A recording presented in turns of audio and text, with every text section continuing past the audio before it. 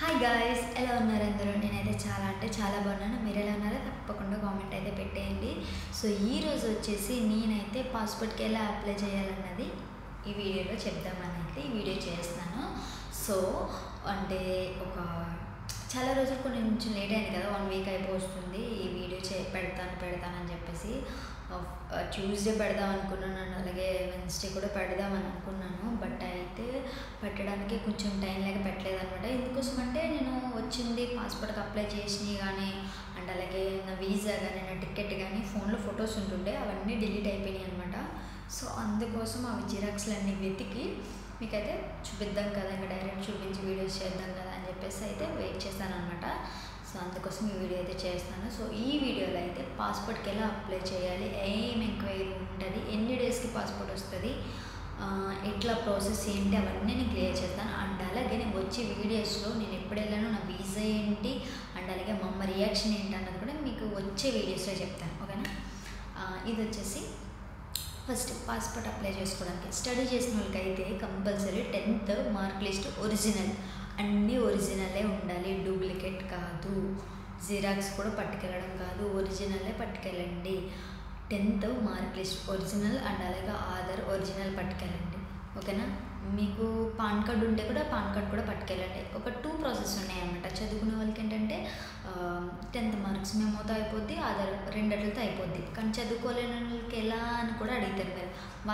అలాంటి వాళ్ళకి ఏంటంటే ఇప్పుడు ఒక ఆప్షన్ కూడా వచ్చేసింది, అంటే ముందు నుంచి ఉంది బట్ కొంతమంది తెలుసు కొంతమంది తెలియదు కాబట్టి చెప్తున్నాను. వాళ్ళ కోసం ఏంటంటే ఇప్పుడు పాన్ కార్డు కంపల్సరీ, ఎప్పుడు పాస్పోర్ట్ చేయించుకోవాలంటే పాన్ కార్డు అవసరం ఉంది.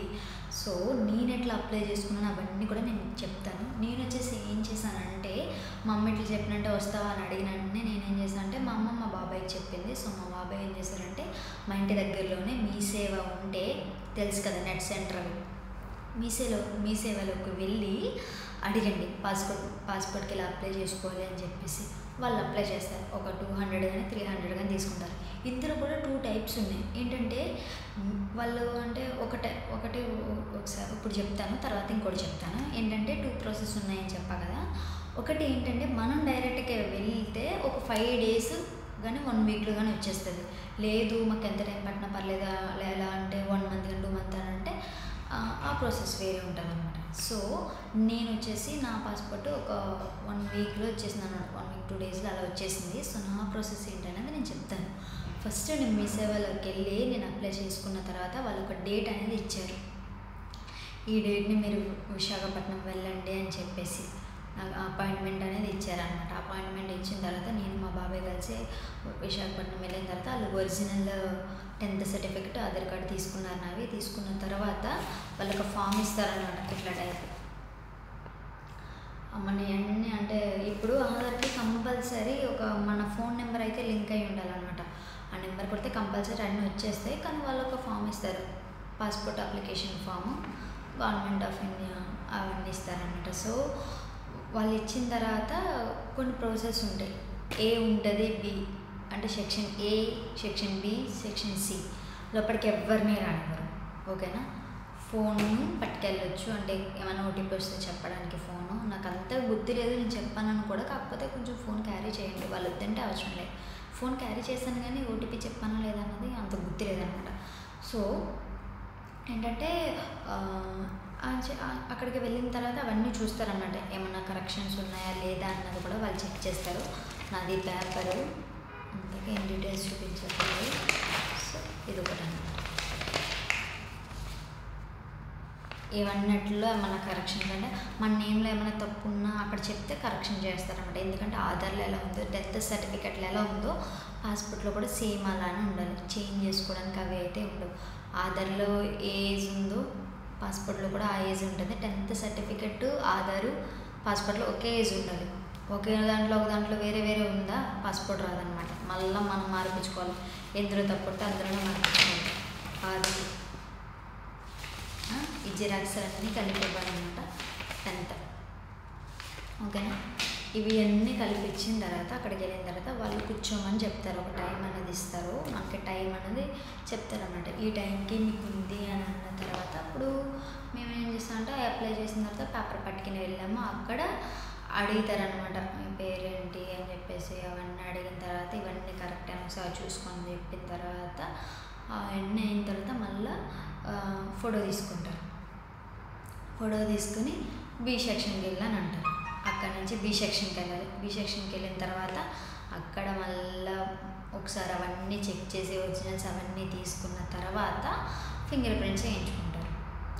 ఫింగర్ ప్రింట్స్ వేయించుకున్న తర్వాత ఇప్పుడే చెప్తున్నాను, అంటే ఇలాంటి గల్ఫ్ దేశాలు ఏంటంటే మనం ఏమైనా తప్పు చేసినా కూడా మళ్ళీ ఇప్పుడు నేను ఇక్కడ ఉన్నాను, ఒమాన్ కంట్రీలో ఉన్నాను, ఏమైనా తప్పు అంటే మనం ఏదో అది చేయడం కాదనమాట. ఇప్పుడు నేను ఒమాన్ వాళ్ళ ఇంట్లోకి ఫ్యామిలీకి వర్క్ చేయడానికి వెళ్ళాను అనుకో, వాళ్ళ పిల్లల్ని కొట్టి కానీ లేకపోతే ఆ పని నచ్చకి ఇంట్లోంచి కానీ వచ్చేసాను అనుకో, మళ్ళీ ఇక్కడికి రావడానికి ఉండదు. వాళ్ళు ఒకవేళ క్యాన్సిల్ చేసేస్తే వేరే కంట్రీకి వెళ్ళడానికి ఉంటుంది కానీ ఈ కంట్రీకి రావడానికి ఉండదు అనమాట. వాళ్ళు ఏమైనా కేసు గట్ట పెడితే. ఎందుకంటే పాస్పోర్ట్ ఇచ్చినప్పుడు ఫింగర్ ప్రింట్స్ పెడతాం. మళ్ళీ మనం వచ్చినప్పుడు కూడా ఇండియాలోనే ఫింగర్ ప్రింట్స్ ఉంటే తీసుకుంటారు ఎయిర్పోర్ట్లో. అండ్ అలాగే ఒమాన్ ఎయిర్పోర్ట్లో కూడా ఫింగర్ ప్రింట్స్ అనేవి తీసుకుంటారు కంపల్సరీ. ఓకేనా, అన్నీ ఆన్లైన్ సిస్టమే కదా, మన ఫింగర్ ప్రింట్ వేస్తే చాలా అన్నీ వచ్చేస్తాయి. ఇప్పుడే మన పాస్పోర్ట్ నెంబర్ ఉన్న అన్నీ వచ్చేస్తాయి. మనం ఇప్పుడు ఎన్నిసార్లు వచ్చాము, ఏ వీసా మీద వచ్చాము అవన్నీ వాళ్ళకి తెలిసిపోతాయి అన్నమాట. సో అందుకోసమే. అండ్ అలాగే అక్కడ సెకండ్ బి సెక్షన్కి వెళ్ళినప్పుడు నాకు ఫింగర్ ప్రింట్స్ అనేవి వేయించుకున్నారు. తర్వాత మళ్ళీ వేయించుకున్న తర్వాత సి సెక్షన్కి పంపి అవన్నీ చూసారు. అంటే అన్నీ కరెక్ట్గా ఉన్నాయి లేదని చూపించుకుని సైన్ చేయించుకొని వెళ్ళిపోమన్నారు. అంటే పాస్పోర్ట్ ఇంటికి వస్తుంది అనమాట, అంటే పోస్ట్ ఆఫీస్ ద్వారా వచ్చేస్తుంది పాస్పోర్ట్. సో వెళ్ళిపోమన్న తర్వాత మేము ఇంటికి వచ్చేసాము. ఆ రిస్క్ ప్రాసెస్ అయిపోయిన తర్వాత ఇంటికి వచ్చాం. కానీ మనం ఇప్పుడు నేను చెప్పాను అంత ఈజీగా అయితే ఉండదు ప్రాసెస్. అంటే అక్కడ లోనికి ఎవరికైనా రానివ్వరు. మనం ఎవరికైతే పాస్పోర్ట్ కావాలని అనుకుంటున్నారో వాళ్ళు మాత్రమే వెళ్ళాలన్నమాట. ఇంకెవ్వరు రావడానికి ఉండదు లోపలికి. వాళ్ళకి ఒక వెయిటింగ్ హాల్ ఉంటుంది, అక్కడ కూర్చోడు. చైర్స్ ఉంటాయి, ఏ సెక్షన్ అంటే ఏ సెక్షన్కి వెళ్ళాలి. వాళ్ళు ఒక నెంబర్ ఇస్తారనమాట. అంటే ఈ నెంబర్ పిలిచినప్పుడు మనం వెళ్ళాలి. ఇక్కడ 1 2 3 ఉందనుకో, ఆ నెంబర్ పిలిచారనుకో మనం వెళ్ళి అక్కడ కూర్చోవాలి. వాళ్ళు చెప్పినవన్నీ చూడాలి, వాళ్ళు అడిగిందని సమాధానం చెప్పాలి, అవన్నీ ఉంటాయి. అంతేగాని నేను చెప్పినంత ఈజీ అయితే కాదంటే ఏం మరి అంత ఏమి ఉండవు. పెద్ద పెద్ద ఏం క్వశ్చన్లు అడిగారు, ఏం చేశారు కానీ వాళ్ళు మనల్ని అంటే మన గురించి అడుగుతారు. మీరు ఎక్కడోరు, ఇవన్నీ కరెక్టేనా, ఫింగర్ ప్రింట్స్ వేయించుకుంటారు పాస్పోర్ట్కి కంపల్సరీ. ఓకేనా. అండ్ అలాగే అది అయిపోయిన తర్వాత మేము ఇంటికి వచ్చేసాం. ఇంటికి వచ్చేసిన తర్వాత next day police enquiry. Police ఎంక్వైరీలో అయితే కంపల్సరీ మనీ తీసుకుంటారు అనమాట. అంటే పాస్పోర్ట్ త్వరగా రావడానికి ఎంక్వైరీ ఎవరి దగ్గరైనా తీసుకుంటారు. కొంతమంది పోలీసులు ఇంటికి వస్తారు. ఎందుకంటే ఇంటికి వచ్చి ఎందుకు అనుకుంటారంటే పోలీస్ ఎంక్వైరీ మోస్ట్ దేనికి ఉంటుంది అంటే ఏమన్నా అంటే కొంతమంది మీద కేసులు ఉంటాయి కదా, ఏమన్నా తప్పు చేస్తే కేసులు గట్ట ఉంటాయి కదా, గొడవలు పడే కేసులు గట్ట ఉన్న అదర్ కంట్రీస్కి వెళ్ళడానికి. అంటే ఇప్పుడు ఎవరైనా ఉన్నారు నా మీద వద్దు, ఇంకెవరైనా ఉన్నారు ఒకరి మీద కేసు పెట్టారనుకోండి, అది కోర్టులో నడుస్తుంది అనుకో, అంటే కోర్టులో ఆ కేసు నడుస్తుంది అనుకోండి, వాళ్ళైతే రావడానికి ఉండదు. ఓకేనా. ఫింగర్ ప్రింట్ ఉండిపోతాయి కాబట్టి పంపించరు. మన హైదరాబాద్ నుంచి ఎలా వచ్చేసినా ఇతర కంట్రీస్కి అయితే కంపల్సరీ పంపారనమాట. అండ్ అలాగే ఏ కేసు ఉన్నా కూడా కొంచెం ప్రాబ్లం అవుతుందని చెప్పేసి పోలీస్ ఎంక్వైరీ వచ్చి అవన్నీ చెక్ చేయించుకుని అంతే సైన్ పెట్టించుకుని వెళ్ళిపోతారు అన్నమాట. ఆ డీటెయిల్స్ అన్నీ కరెక్ట్గా ఉన్నాయమ్మా చూసుకుంటారు. మన నేము, అడ్రస్, మన పేరెంట్స్ నేము, మన డీటెయిల్స్ అన్నీ కరెక్ట్గా ఉన్నాయి లేదో చూసుకోవాలి. కరెక్ట్గా ఉన్నాయో లేదో చూసుకున్న తర్వాత అప్పుడు ఓకే సార్ అని అంటే సైన్ చేయించుకుని ఫలానా రోజున వస్తుందమ్మా అని చెప్తారు. లేదంటే మేము ఫలానా రోజు మీ ఇంటికి వస్తాము, ఇంటి దగ్గర అందరిని అడుగుతామని కూడా అంటారనమాట. సరే సార్ అని ఏం భయపడకుండా చెప్పండి. అంతా అయిపోయిన తర్వాత మనీ అయితే కంపల్సరీ ఇవ్వాలి. నేను చేయించుకున్నప్పుడు అయితే 1500 2000 ఇచ్చాను. 1500 తర్వాత నాకు ఓకే ఒక అంటే నెక్స్ట్ డే నాకు ఎంక్వైరీ వచ్చేసింది. వెంటనే అయిపోద్ది అనమాట. మనం వెళ్ళే చేయించుకుంటే ప్రాసెస్ వెంటనే అయిపోద్ది. లేదు అలా కాదు అని అనుకుంటే టైం పడుతుంది అనమాట.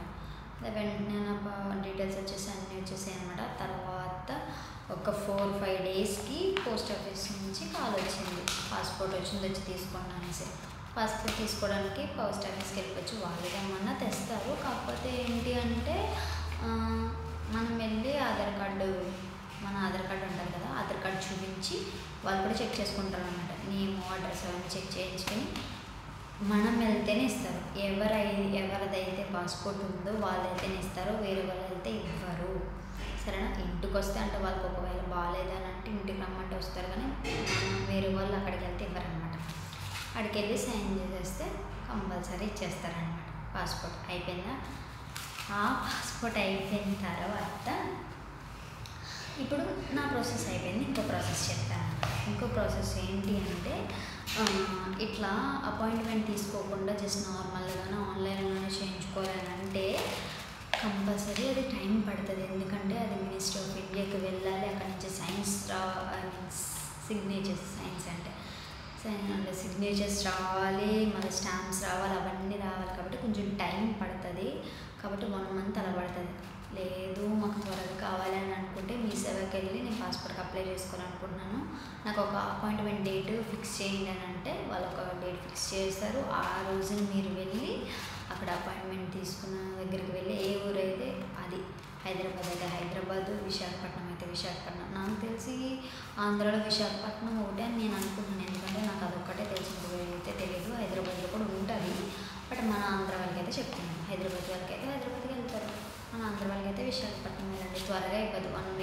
1 week అంటే ఎట్లా అయిపోద్ది, అంతేమీ టెన్షన్ పడాల్సిన అవసరం లేదు.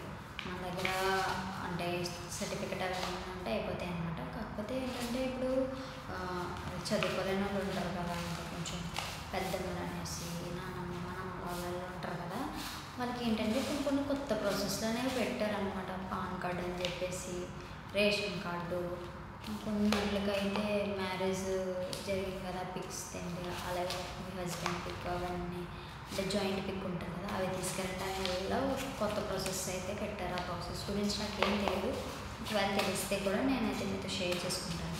అండ్ అలాగే నెక్స్ట్ ఏమైందంటే పాస్పోర్ట్ అయిపోయిన వెంటనే అది స్కాన్ చేయించి, క్యామ్ స్కానర్ ఉంటుంది కదా, స్కాన్ చేయించి ఫోటోలు అయితే మా అమ్మకి పెట్టాను అనమాట. మా అమ్మకి పెట్టినంటే మా అమ్మ వీసా అప్లై చేసింది. సో ఇందులో వీసా చూపించేసి ఈ వీడియో అయితే ఇక్కడితో ఎండ్ చేస్తాను. ఒక 15 minutesలో ఎండ్ చేసేస్తాను అనమాట.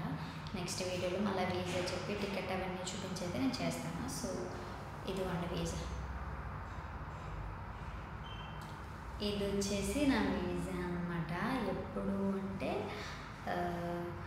19th నా పాస్పోర్ట్ వచ్చిందైతే చాలా ముందే వచ్చేసింది. బట్ ఏంటంటే ఒక్క నిమిషం, నా పాస్పోర్ట్ డేట్ ఏంటంటే 9th month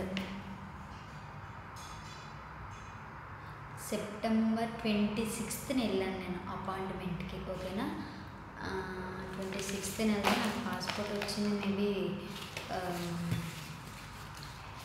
26th అంటే 10th month అనుకుంటూ వచ్చింది.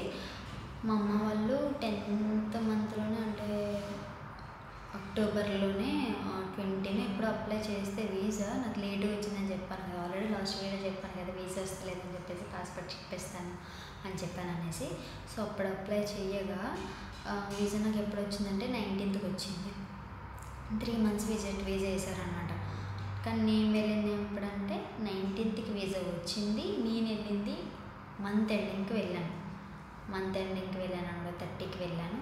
తెల్లారితే December 1st ఇక్కడ దిగాను అనమాట. నైట్ ఏమో హైదరాబాద్ ఎయిర్పోర్ట్లో, 30 నైట్, నవంబర్ ఏమో తెలంగాణ రాజీవ్ గాంధీ ఎయిర్పోర్ట్లో ఉన్నాను. December 1st ఏమో మస్కట్ ఎయిర్పోర్ట్లో ఉన్నాను అనమాట.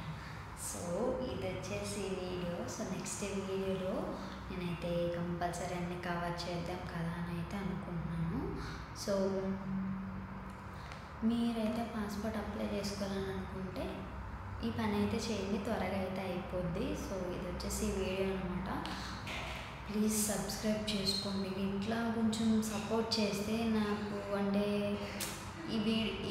అంటే ఏమనుకున్నా అంటే నా ఈ జర్నీ క్లోజ్ అయిపోయిన తర్వాత, అంటే క్లోజ్ అంటే నేను ఇక్కడికి వచ్చిన తర్వాత ఇవన్నీ మీతో అన్నీ చెప్పుకున్న తర్వాత, 2 yearsలో ఎక్స్పీరియన్స్ అన్నీ మీతో షేర్ చేసుకున్న తర్వాత వీసాస్ కోసం వాటి కోసం నేను వీడియోస్ చేద్దాం అనుకుంటున్నాను. అంతేగాని వీసాస్ ఇద్దామని నేను అనుకోవట్లేదు, ఎందుకంటే ఆ ప్రాసెస్ పెద్దది అనుకోవట్లేదు. ఎందుకంటే ఇక్కడ చాలామందిని చూసాను టిక్టాక్లో కానీ మన ఇన్స్టాగ్రామ్లో కానీ చాలామంది ఏంటంటే వస్తారు, పాపం వాళ్ళకి ఎలా అంటే ఒక భాష తెలియదు, ఏం తెలియదు. నాకంటే మా అమ్మ వాళ్ళు ఉన్నారు కాబట్టి నేను సేఫ్, నేను ఏం అవ్వలేదు. కొంచెం కొంచెం మనకు వచ్చిన ఇంగ్లీష్తో మేనేజ్ చేసేస్తాం కాబట్టి పర్లేదు. బట్ కొంచెం అంటే చదువుకునే వాళ్ళు గట్ట వస్తారు కదా, కొన్ని ఫ్యామిలీస్ వాళ్ళ ఫ్యామిలీలానే బాగానే చూసుకుంటాయి, కానీ కొన్ని ఫ్యామిలీస్ కొంచెం టార్చర్ పెడతాయి. అంటే అందరూ మంచోళ్ళని చెప్పలేను, అలాగే అందరూ చెడ్డోళ్ళని కూడా చెప్పలేను. కానీ కొంతమంది బాగానే చూసుకుంటారు, కొంతమంది అయితే కొంచెం టార్చర్ పెడతారు అనమాట. మనం తింగరోళ్ళలో ఉన్నామంటే కంపల్సరీ అలానే టార్చర్ పెడతారు అనమాట. సో అందుకోసమే ఏమన్నా డెసిషన్ తీసుకునే ముందు కంపల్సరీ ఆచితూచి అడిగేయండి. ఎందుకంటే ఒకసారి ఇక్కడికి వచ్చిన తర్వాత మన లైఫ్ మనం అనుకున్నట్టయితే ఉండదు. వెళ్ళాం కదా సంపాదించుకొని ఉండదాం అన్నట్టు ఉండదు అనమాట. నాకైతే మా పేరెంట్స్ అందరి సపోర్ట్ ఉంది కాబట్టి నేను ఈరోజు ఇలా ఉన్నాను. లేదంటే నా సిచ్యువేషన్ ఆలోచించుకోవడానికి నాకు భయంగా ఉంది. అంటే వీడియోస్ అవన్నీ చూస్తున్నప్పుడు చాలామంది వాళ్ళు టార్చర్ పెట్టి, లేదంటే ఏజెంట్లు తీసుకొచ్చి ఇక్కడ పడేసి వాళ్ళని పట్టించుకోకుండా, వాళ్ళకి తిండి లేకుండా వాళ్ళని టార్చర్ పెట్టి, ఇంట్లో వాళ్ళు పని చేసినా కూడా వాళ్ళని అమ్మని వాళ్ళు కూడా టార్చర్ పెట్టి, అంటే ఇవన్నీ చేసినప్పుడు నాకు అనిపించేది అనమాట. అంటే నాకు ఒక సపోర్ట్ లేకుండా ఉంటే నేనేమైపోదును, నేను ఎలా ఏడుతును అని అనిపించింది అనమాట. చాలామంది డేర్ చేసి సోషల్ మీడియాలో వీడియోస్ పెడతారు, నేను ఇలా ఆగిపోయాను, నన్ను ఇలా టార్చర్ పెడుతున్నారు, నాకు అనిపించట్లేదు ఇలా అని చెప్పేసి. బట్ కొంతమంది పెట్టిన వాళ్ళు ఎంతమంది ఉంటే పెట్టకుండా దాచుకున్న వాళ్ళు, పెట్టకుండా భయపడుతూ బతుకుతున్న వాళ్ళు ఇంకా చాలామంది ఉంటారు కదా. ఏమో వాళ్ళ దగ్గర ఫోన్ ఉండొచ్చు, లేకపోవచ్చు, బయటికి రావాలంటేనే భయపడతారు చాలామంది. ఇక్కడ అలా ఉంటుంది అనమాట ఇక్కడ గల్ఫ్ లైఫ్. ఏమైనా డెసిషన్ తీసుకున్నప్పుడు ఆచితూచి అయితే అడిగేయండి. అనుకున్నంత ఈజీ కాదు. మనోళ్ళు అనుకుంటాం కానీ అందరూ ముంచేటోళ్ళు. ఏజెంట్ని నమ్మేసి వచ్చేయడం, పక్కింటి వాళ్ళు వచ్చారని చెప్పి వచ్చేయడం అది కాదు. నమ్మకం ఉండాలి కంపల్సరీ. అంటే కొంతమంది ఎట్లా అంటే నేను చాలా చూసాను అనమాట. ఒక ఫ్యామిలీ ఉంటారు, ఒక పిల్లలు ఉంటారు, వాళ్ళు వీసాలు తీస్తారు. కానీ వాళ్ళు పెట్టేది ఎంత తెలుసా, కంపల్సరీ ఉమెన్లు అంటే ఒక 9-10 మంది పైనే ఉంటారు తెలుసా. ఒకరిద్దరు ఉండరు. ఎక్కడో అంటే అమ్మ నాన్న వదిలేసి పిల్లలతో బతకాలి అన్న వాళ్ళు ఎవడో ఉంటాడు చూడు, ఆడెక్కడో వచ్చి బతుకుతాడు. ఆడైనా కంపల్సరీ మన శుక్రవారం ఏంటంటే ఏదో పండుగ వచ్చినట్టే, మన ఇంటికి చుట్టాలు వస్తేనే మనం ఎంత సంపన్నపడిపోతాం. శుక్రవారం వచ్చిందంటే ఆడికి ఏదో దీపావళి వచ్చినంతలా జరుపుకుంటారు అనమాట. వాళ్ళు అంత ఘోరంగా జరుపుకుంటారు. వాళ్ళందరికీ తిండి వాళ్ళు తిన్నాయి కడిగి, వాళ్ళకి గుడ్డి చాకరీ చేసినట్టు చేసి పాపం వీళ్ళు ఎంత కష్టపడుతున్నారు అన్నది ఇంటి దగ్గర తెలియదు. ఫస్ట్లో నేను కూడా అంతే, అబ్బా మా అమ్మ ఎంత కష్టపడుతుంది ఏంటి అన్నది నాకు తెలిసేది కాదు. డబ్బులు పంపితే అంటే ఎంజాయ్ చేయడం, ఫ్రెండ్స్తో తిరగడం, మూవీకి వెళ్ళాలంటే ఒకే ఒక మూవీకి వెళ్ళామని అంత మంచి ఏం కాదు, కానీ అక్కడికి తిరగడం, బయట తినడం, అంత మాటలు అలా ఎలా అనుకుంటుండేదాన్ని. అసలు ఏం పట్టించుకునేదాన్ని కాదు. వన్స్ నేను ఇక్కడికి వచ్చిన తర్వాత నాకంటూ నేను జాయిన్ అయిన తర్వాత జాబ్లో అప్పుడు తెలిసి వచ్చింది ఇంత కష్టంగా ఉంటుందా అని చెప్పేసి. అలా ఉంటుంది అనమాట.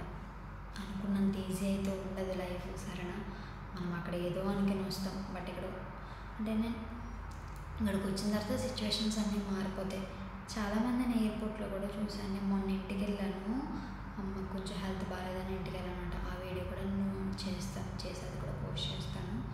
అమ్మకి ఒంట్లో బాగాలేదని చెప్పేసి ఇంటికి వెళ్ళిన తర్వాత వచ్చినప్పుడు అనమాట, మొన్న రీసెంట్గా మళ్ళీ ఇక్కడికి వచ్చేసాను అనమాట. అప్పుడు చాలామంది కొత్త వాళ్ళు ఎంత నవ్వుతా అంటే హైదరాబాద్లో వాళ్ళు ఎంత నవ్వుతూ ఫ్లైట్ ఎక్కారో పాపము. ఇక్కడ దిగిన వెంటనే వాళ్ళ ఫేస్లు ఎలా అంటే అలా అయిపోయినాయి. తెలియక ఎక్కడికి వెళ్ళాలి తెలియక లేదు. అంటే ఉమెన్ వాళ్ళు ఎయిర్పోర్ట్కి వస్తారు, కొంతమంది రారు, అలానే వదిలేస్తారు. అందుకే ఎవరైనా పడతారని నమ్మేకండి. వీసా ప్రూఫ్స్ అవన్నీ ఉండాలి. ఎవరన్నా ఇంట్లోకి వీసా తీసుకుంటున్నారు అని అనుకున్నప్పుడు వాళ్ళకి మీరు ఏం డబ్బులు పే చేయాల్సిన అవసరం లేదు.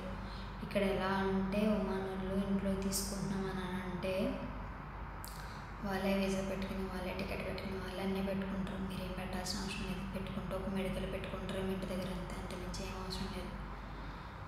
ఇలాంటి విషయాలు ఇంకా చెప్తాను, కానీ ఇప్పుడు పాస్పోర్ట్ గురించి చెప్పి మళ్ళీ ఇందులోకి రావడం ఎందుకులే, కానీ వీడియో అయితే చూసేయండి. సో ఇది వచ్చేసి వీడియో అనమాట.